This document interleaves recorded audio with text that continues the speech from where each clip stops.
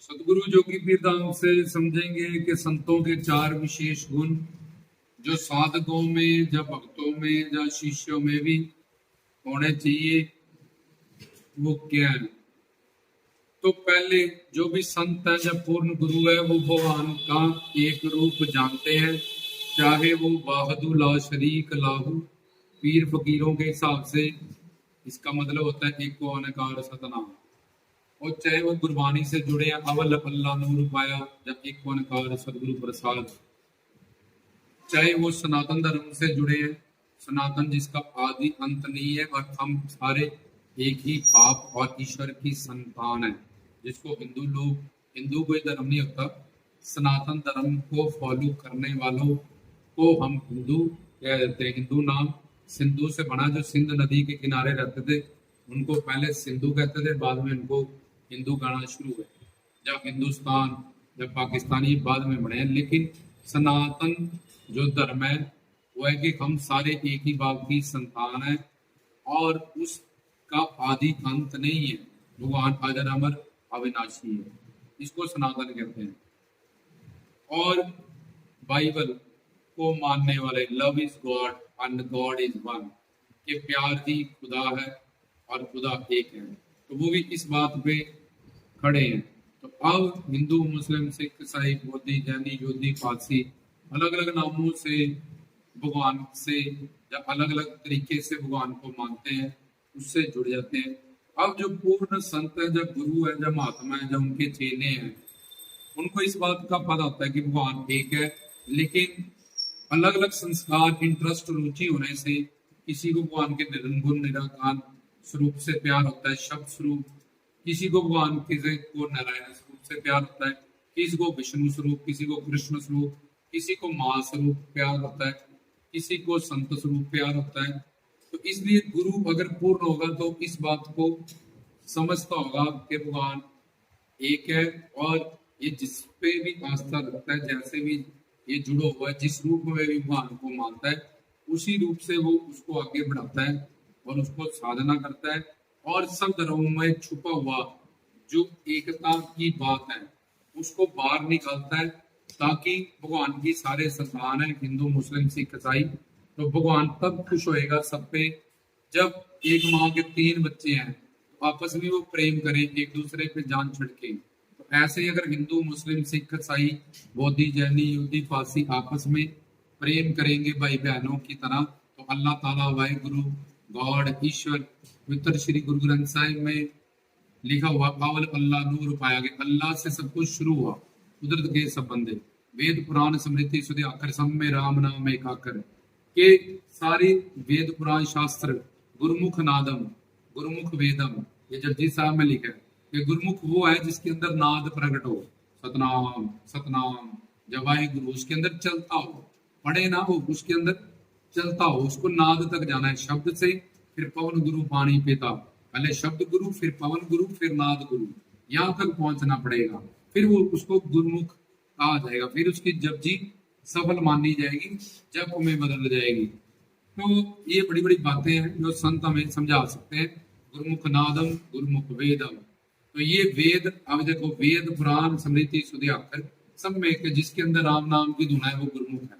देखो और अवल अल्लाह नूर पाया कुदरत के सब बंदे, और कोई बोले राम राम, कोई बोले खुदा है, देखो हर जगह एकता की बात है। और सेकुलर ग्रंथ है पवित्र श्री गुरु ग्रंथ साहिब, चाहे बाइबल है, सब तरह परमात्मा की एकता की बात है।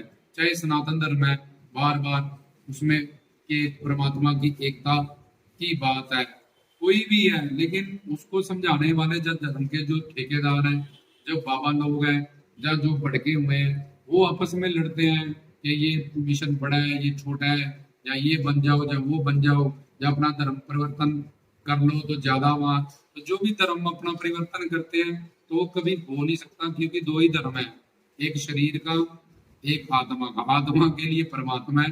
चाहे हिंदू मुस्लिम सिख ईसाई ये सारे पंथ है, ग्रंथ है, रास्ते हैं भगवान से जुड़ने के, लेकिन फिर भी वह आत्मा के कल्याण के लिए तुम किसी भी पंथ से चल रहे हो, तुम्हारा रास्ता वही रहेगा।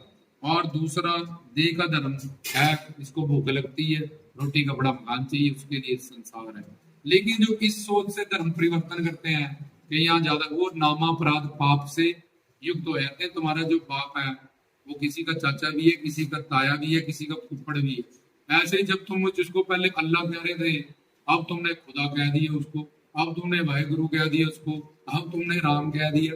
तो तुम्हें नहीं पता था उसी को वो राम कह रहे थे जिसको तुम वाहेगुरु कह रहे थे, उसी को वो यहोवा कह रहे हैं, उसी को वो लॉगोस की धुन कह रहे हैं जिसको तुम ओमकार कह रहे हो, ओम कह रहे हो, कुन कुरान कुन तुम ओम कहते हो, लोगोस, ये ध्वनियां एक है सारी।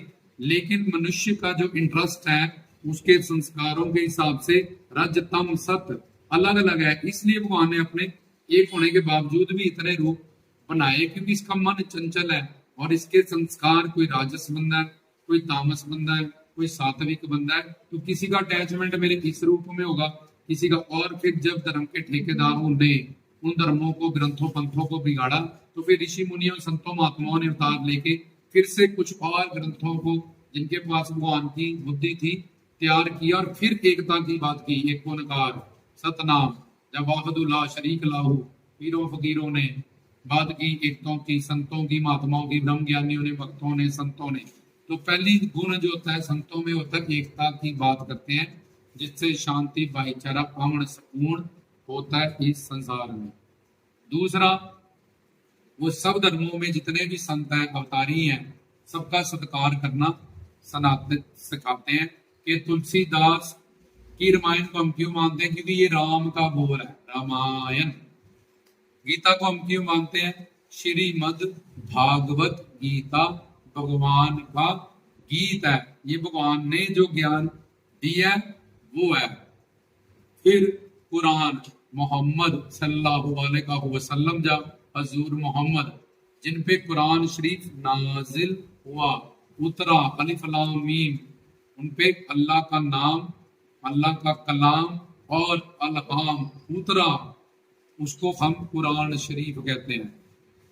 गुरु दुर की बानी जो धन गुरु बाबा नानक जी, फिर दसों सारे गुरु साहिबान ने लिपिबद्ध करके हमें कल्याण करने के लिए दी। तो अब ये सारे रहबर अब जो जिस मिशन से, पंथ ग्रंथ से चला है, उसका मार्गदर्शन करने के लिए ईश्वर ने कि ये अब जीव हत्या करनी शुरू हो गया, बकरों को मारना शुरू हो गया, मुर्गों को मारना शुरू हो गया, जहाँ देवी देवताओं के नाम पे पाखंड शुरू हो गया।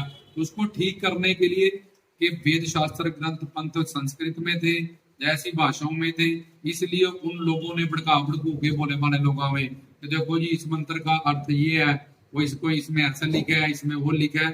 तो उनको सरल भाषा में, हिंदी भाषा में, जब उस वक्त की जो भाषा थी, सरल करके उन्होंने उनका अनुवाद किया, सरलाद किए, समृतियां तैयार की कि बड़ी आसानी से भाई समझा जाए, लोगों को बचाया जाए। और फिर और कुछ शास्त्र ग्रंथ पंथ जो सिद्ध संतों ने तैयार किए, ये नहीं कि मानव बुद्धि से तैयार हुए तो पढ़ना, अपना टाइम वेस्ट करना है, उससे अलावा कुछ नहीं। तो दूसरी बात, इसलिए वो खुद भी रहबर है, वो बाकी धर्म ग्रंथों पंथों में अवतारित संतों का सत्कार करना सिखाते हैं। जी गुरु नानक जी आप भी सत्कार करो, तुलसीदास जी, गुरु नानक जी ने देखो अपने साथ इतने सारे भक्तों को वाणी दी, कबीर जी को लिया, फरीद जी को लिया, रामानंद जी को लिया, परमानंद जी को लिया, भक्तों की वाणी कितनी उन्होंने ली अपने, जब उन्होंने पवित्र श्री गुरु ग्रंथ साहिब तैयार किया, ताकि इस बात को कि सब रहबरों का, सब संतों का सत्कार करे। सब संत भगवान से ही जोड़ते हैं, जीव का कल्याण ही चाहते हैं, परोपकार ही करते हैं। चाहे रविदास जी से जुड़ो, चाहे कबीर जी से जुड़ो, चाहे तुम गुरु नानक से जुड़ो, उनकी वाणी से, गुरु वाणी वाणी गुरु। तो सिक्खी शिक्षा विखम विचार, उसमें लिखा है कि उनके विचारों से तुमने जुड़ना है, जिनके विचार हमें करतार तक पहुंचाते हैं। तो आओ, चाहे इस्लाम धर्म में है, चाहे सिक्खी धर्म में है, तो वो कुछ धर्म भगवान के निर्गुण निराकार निर्विशेष रूप पे आधारित है, कुछ सगुण साकार रूप पे आधारित है। इसलिए जब पूर्ण गुरु होगा तो बता देगा जी भगवान के दो रूप हैं, एक तो निर्गुण निराकार निर्विशेष अलग, और उसी भगवान का दूसरा रूप है ओम जय शिव ओमकारा, सेंटर में ओम, ओम जय शिव ओमकारा। ओम मतलब निरंकार, निरंकार, निर्गुण निर्विशेष। इस शिव के निर्गुण रूप को ऐसे दे दिया, दे शिवावर मोहे, खालसे की प्रेयर में। और दूसरा शिव का साकार रूप है, ये सृष्टि उसने साकार बनाई है, वो अवतरित है संतों के रूप में, अवतारों के रूप में।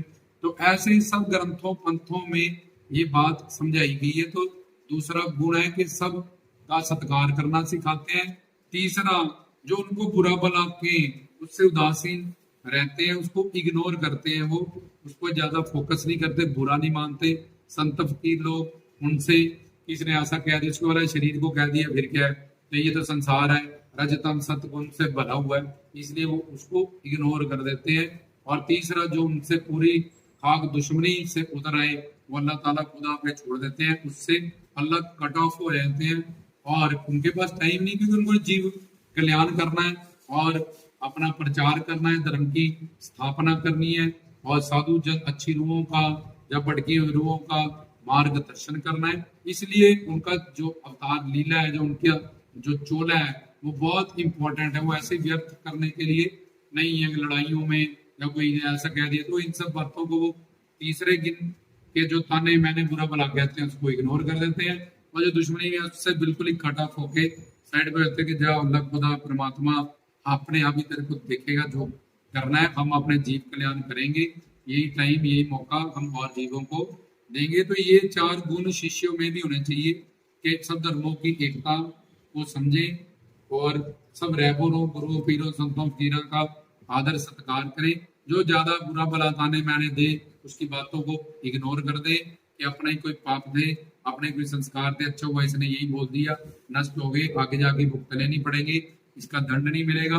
और चौथा, जो प्रॉपर दुश्मनी से उधर आए, राग द्वेष, अगर दुश्मन दूर है, दुश्मनी अंदर रखेंगे और सोचते रहेंगे, तो मन अंतःकरण भगवान की दुनिया में, गुरु की दुनिया में, क्योंकि उसके अंदर भी परमात्मा है, वो अपने प्रारब्ध से बुरा हो सकता है, इसलिए इस मेरा परमात्मा इसके अंदर भी बसा हुआ है, मैं अपना कर्म, इसका अपना कर्म है, मेरा अपना कर्म है। अगर दुश्मन नहीं अच्छा, दाल में कंकर आ गया तो मैं, वो रूड़ा आ गया तो उसको साइड पे मैं कर देती हूँ, शरीर पे फोड़ा होता है उसको काट देती हूँ, एक अंग खराब हो गया उसको काट देती हूँ। तो इसी तरह से अगर दुश्मन नहीं अच्छा, तो दुश्मनी भी नहीं अच्छी। अगर संसार में मोह नहीं है, तो संसार में कहीं दुश्मनी भी नहीं रखते हैं वो, और अपनी साधना की तरफ ही ध्यान रखते हैं और अपने लक्ष्य की तरफ ही ध्यान रखते हैं। ये संतों में चार विशेष गुण होते हैं, जो उनके चेला चेलियों, शिष्यों में भी, भक्तों में भी होने चाहिए, ताकि वो जल्दी अपनी साधना की राह पे मंजिल तक